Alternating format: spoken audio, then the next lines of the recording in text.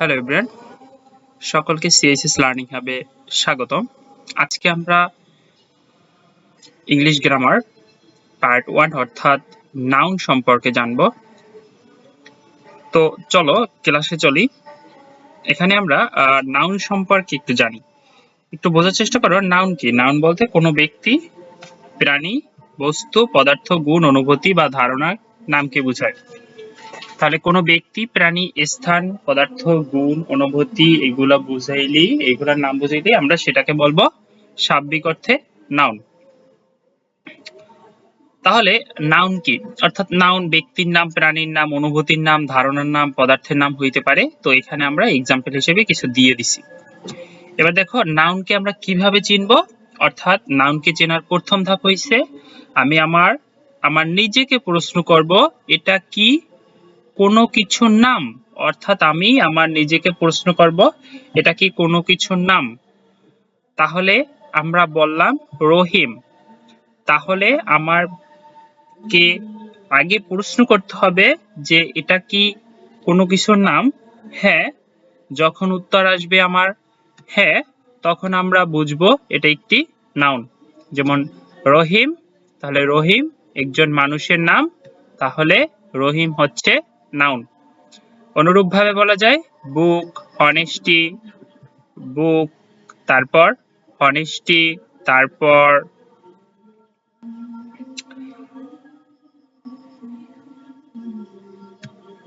ওকে, আমরা বলতে পারি কি বুক, অনেস্টি, রহিম, করিম। দেন আমরা আরো বলতে পারি ফুটবল, ক্রিকেট। ঠিক আছে। এবার দেখো নাউনকে আমরা 5টা ভাগে প্রধানত ভাগ করেছি। যেমন বলা যায় proper noun, common noun, collective noun, material noun, abstract noun. Proper noun কি?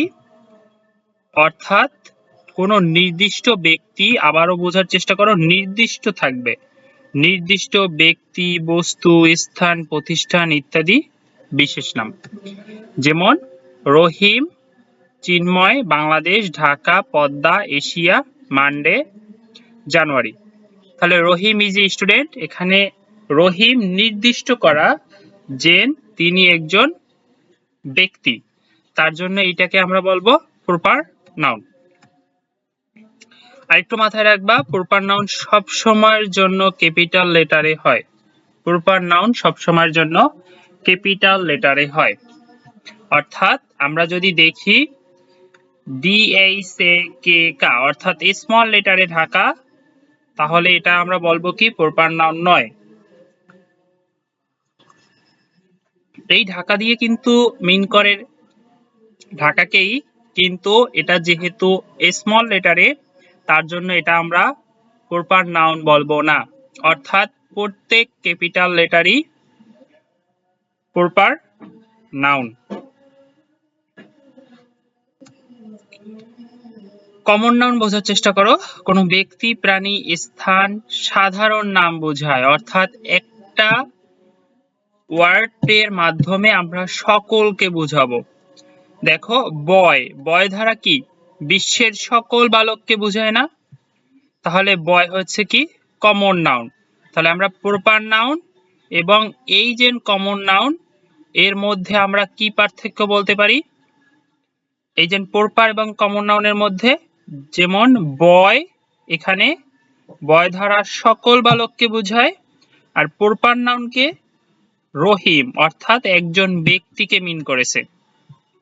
এখানে একজন ব্যক্তিকে মিন করছে। এবার দেখো গার্ল, তাহলে গার্ল দ্বারা সকল মেয়েদের বোঝাচ্ছে। যেমন এখানে আমরা বলতে পারতেছি কি আয়েশা, আয়েশা একজন ব্যক্তির, ওই ব্যক্তির নাম। এবার বোঝার চেষ্টা করো কান্ট্রি, কান্ট্রি দ্বারা সকল দেশকে বোঝায়। আর এখানে প্রপার নাউনে ওই সকল দেশের মধ্যে একটা দেশের নাম লিখছে, সেটা হচ্ছে বাংলাদেশ। সিটি, তো সিটি হিসেবে এখানে দিছে কি ঢাকা। তারপর রিভার, রিভার দ্বারা সকল নদী বোঝায়, আর প্রপার নাউনে সেটা ক্লিয়ারলি বলে দিছে পদ্মা অর্থাৎ পদ্মা। এবার দেখো মান্থ, মান্থ দ্বারা সকল মাসকে বোঝায়। তো এখানে ওরা বইলে দিছে জানুয়ারি, অর্থাৎ আমরা টোটালি বুঝতে পেরেছি প্রপার নাউন কমন নাউন কি। অর্থাৎ জেনারেল নেম, কমন নাউন মানে কি জেনারেল নেম, আর স্পেসিফিক নেম হচ্ছে প্রপার নাউন। তাহলে আশা করি তোমরা সকলে প্রপার নাউন এবং কমন নাউন বুঝেছো। কালেকটিভ নাউন,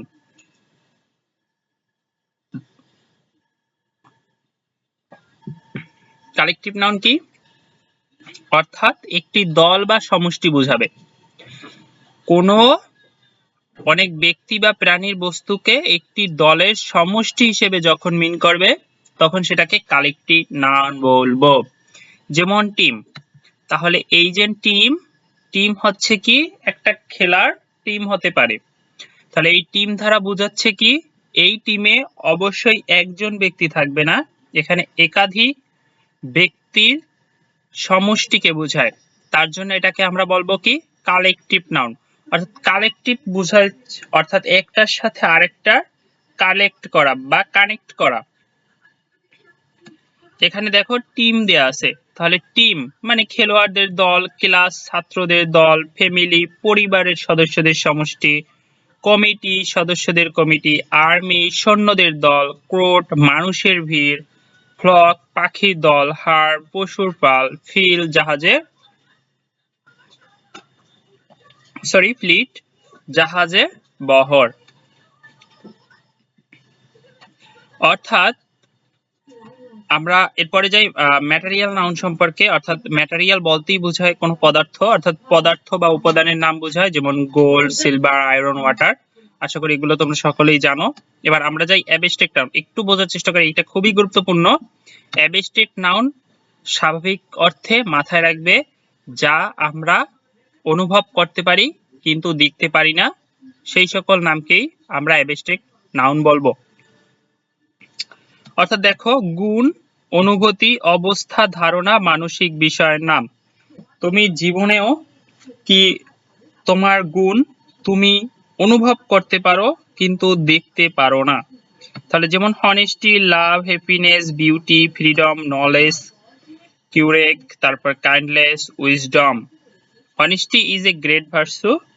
তো এখানে একটা হনেস্টি একটা গুণ, তাহলে এটা একটা গুণের নাম, তাহলে এটা আমরা কখনো দেখতে পারি না তবে অনুভব করতে পারি, তার জন্য এটা একটি অ্যাবস্ট্রাক্ট নাউন। এটা কি কোনো গুণ বা অনুভূতির অবস্থার ধারণার নাম? অর্থাৎ হ্যাঁ হলে অ্যাবস্ট্রাক্ট নাউন বোঝাবে। অর্থাৎ যখন তোমার একটা অ্যাবস্ট্রাক্ট নাউন তোমার বুঝতে হবে তখন তুমি অবশ্যই নিজের কাছে প্রশ্ন করবে এটা কি কোনো গুণ, অনুভূতি বা অবস্থা বা ধারণার নাম মিন করে? যদি তোমার মনে প্রশ্ন হয় হ্যাঁ, তাহলে ওটা একটা অ্যাবস্ট্রাক্ট নাউন। আশা করি তোমরা বুঝতে পেরেছো। এবার 5 ধরনের নাউন এক নজরে একটু বোঝার চেষ্টা করো। প্রপার নাউন অর্থাৎ তোমাকে প্রপারলি মিন করবে, যেমন নির্দিষ্ট নাম, নির্দিষ্ট নাম কি রহিম।